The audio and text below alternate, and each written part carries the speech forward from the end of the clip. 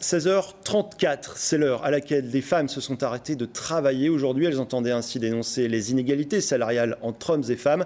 Pour en parler avec nous ce soir, Mélanie Goyot, bonsoir. Bonsoir. Alors, vous êtes responsable de Oser le féminisme en Indre-et-Loire. Ce 7 novembre à 16h34, ça n'a pas été choisi par hasard. À quoi ça correspond ? Ça correspond à l'inégalité de salaire qui est calculée de 19% entre les femmes et les hommes en 2016, à l'heure actuelle. Et donc, si on calcule, à partir d'aujourd'hui, 16h34, les femmes travaillent gratuitement. Alors, gratuitement, bénévolement, c'est symbolique avant tout, cette initiative ? Oui, bien sûr, c'est symbolique puisqu'il n'y a pas d'appel déposé par les syndicats à la grève.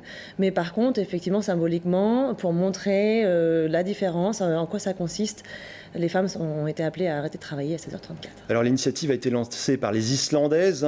C'était, elles, le 24 octobre. L'écart salarial chez eux est à peu près équivalent à celui en France. Donc, c'est plus qu'un problème franco-français, cette inégalité salariale. Oui, bien sûr, c'est un problème européen et même mondial. Et c'est surtout aussi la partie visible de l'iceberg de toutes les inégalités dans le monde du travail que subissent les femmes.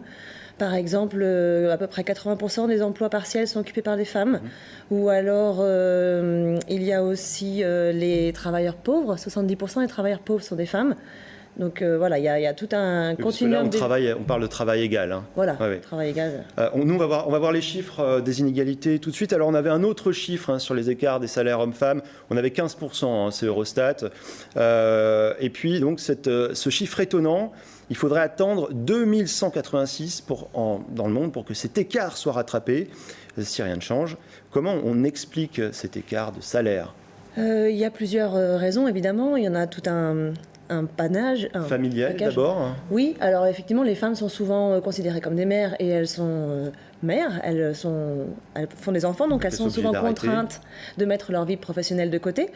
Et elles sont souvent aussi discriminées à l'embauche pour cette raison-là. Donc quand elles reprennent leur travail après avoir élevé leur enfant, elles ne retrouvent pas le salaire qu'elles devraient avoir ? Voilà, ou alors, comme elles ont été absentes une certaine période de l'année, elles n'ont pas les primes, elles n'ont pas atteint les objectifs, évidemment. Donc, elles n'ont pas d'ancienneté, en fait. L'ancienneté s'arrête. Voilà, leur carrière est interrompue. Et il y a des pauses qui ne sont pas prises en considération et qui, effectivement, empêchent l'évolution de carrière. Il y a d'autres raisons. Une discrimination aussi, clairement. Et il y a aussi, on peut l'expliquer par une ségrégation du monde du travail. Les femmes et les hommes ne travaillent pas dans les mêmes emplois. Et en fait, les femmes sont majoritairement présentes dans des milieux peu valorisés, peu rémunérés. La santé, le secteur social. 80% des employés du secteur social sont des femmes, par exemple. Et les hommes sont dans d'autres branches qui sont plus rémunérées. À travail égal, à statut égal dans l'entreprise, qu'est-ce qui fait qu'elles ne gagnent pas autant que leurs homologues masculins ? Elles n'osent pas réclamer cette augmentation ? Par exemple, donc il y a 10% des inégalités de salaire qui sont inexplicables et qui viennent effectivement des mentalités, donc des hommes et des femmes. Les femmes n'osent pas prendre la place, n'osent pas demander. L'argent est encore un tabou pour les femmes, on a été éduqués comme ça. Alors que les hommes, ils prennent la place, ils savent demander, ils savent se mettre en avant, ils ont été aussi éduqués. Donc ça commence beaucoup plus tôt en fait, à quel âge ? Ces inégalités, dès le début, en fait. Toute l'éducation est à refaire, est sexiste. Et effectivement, il faudrait qu'on arrête, par exemple, d'éduquer les filles comme des princesses, de leur apprendre à être douces et fragiles, alors qu'en fait, il faudrait les éduquer comme des reines pour qu'elles puissent apprendre à gouverner, qu'elles se voient briguer des mandats ou diriger une entreprise. Donc là, l'idée, justement, cette opération 16h34, c'est aussi une prise de conscience qui s'adresse aux femmes. Allez-y, faites-leur réclamer votre dû, en quelque sorte. Tout à fait, c'est ça. Il y a ça, et puis il y a la loi aussi qui est là, normalement, qui doit encadrer tout ça depuis 1972. Oui. La loi oblige les entreprises à rémunérer les femmes autant que les hommes. Pourquoi ça coince ? Il y a plusieurs choses. Par exemple, dans la loi aussi, il y avait un outil qui a été créé en 1983 qui s'appelait le rapport de situation comparée, qui permettait aux entreprises de faire tous les ans un bilan des différences et puis d'ajuster en proposant des solutions. Cet outil a été supprimé par la loi Rebsamen en 2015. Donc c'est dommage quand on a des outils concrets de les supprimer.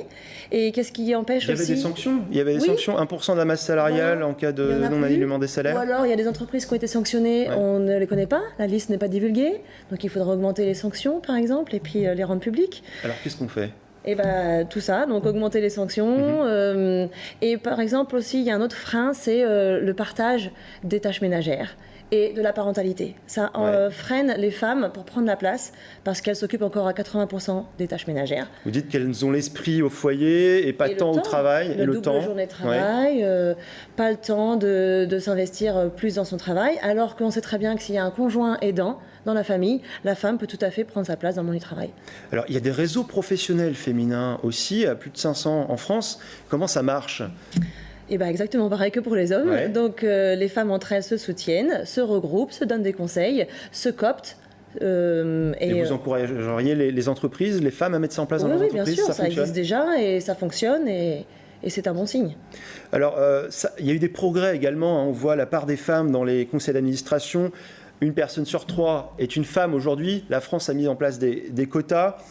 Est-ce qu'on doit se féliciter de ça ou est-ce que c'est l'arbre qui cache la forêt? Oui, non, on peut se féliciter, mais c'est un tout petit pas. On va dire c'est un bon pas, mais c'est petit encore. C'est la loi, effectivement, qui a imposé 40% de femmes dans les conseils d'administration, mais c'est encore, c'est pas suffisant. Il en faudrait beaucoup d'autres des lois comme ça ou des changements comme ça.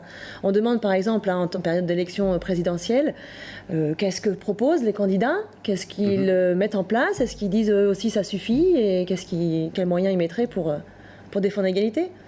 Merci Mélanie Godot, encore du chemin à faire. Hein. Oui, c'est ça. Merci. Merci. C'est la fin de ce journal. Merci à vous de l'avoir suivi. Passez une excellente soirée sur TV Tour.